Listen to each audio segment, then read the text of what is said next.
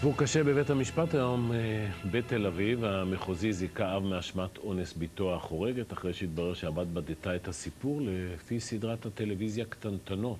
עורך דין יעקב שקלר ליווה את האב לאורך כל התקופה. שלום.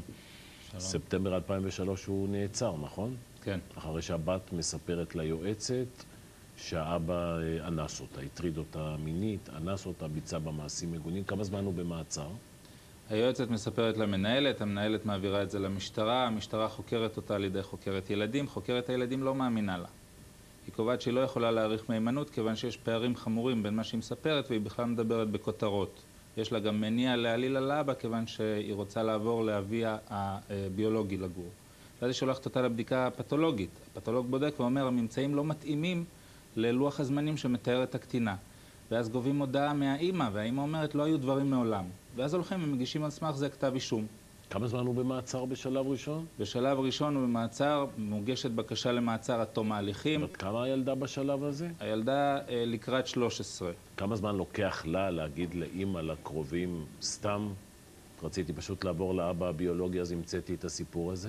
אז היא באמת עוברת לאבא הביולוגי. לא, כמה זמן לוקח לה לספר את זה? חצי שנה.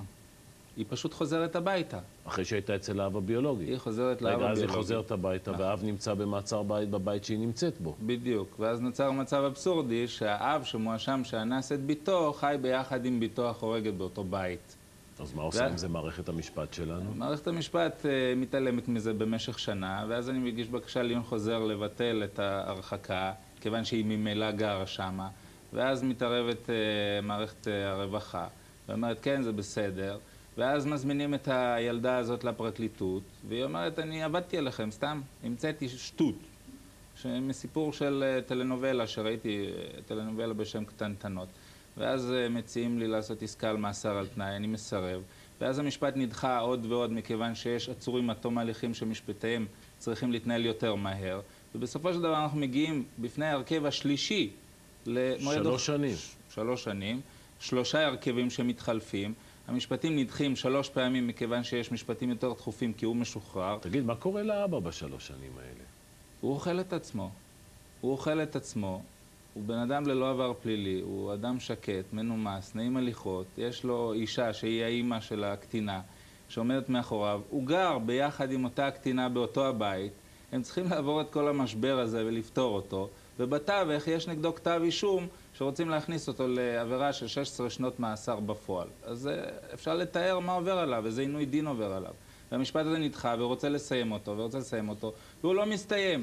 ובסופו של דבר מגיע המשפט ומזמינים עוד פעם את הקטינה הזאת לפרקליטות, והיא אומרת, אני כבר סיפרתי לכם, אני אמרתי שאני בדיתי את כל הסיפור הזה, ואז מזמינים אותי, ואז אני בא ואני אומר, כן, מה אתם אומרים? אתם רוצים לבקש סליחה או לשלם פיצויים? זאת אומרת, תראה, היא עבדה פה על כולנו, ובמצב דברים כזה אי אפשר להמשיך ולנהל את התיק. קיצור, סביר להניח שתגיש תביעה? נוצר פה אבסורד מסוים, מכיוון שאם האבא מגיש תביעה נגד המדינה, המדינה תתבע את הילדה, והאפוטרופוסים של הילדה זה האבא והאימא.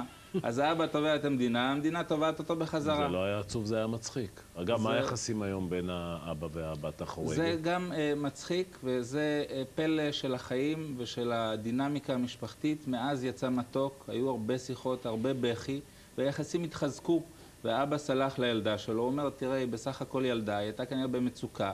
הפלנו עליה הרבה מאוד מטלות בבית, ולדאוג לילדה הקטנה, והיא כנראה בדתה ברוח...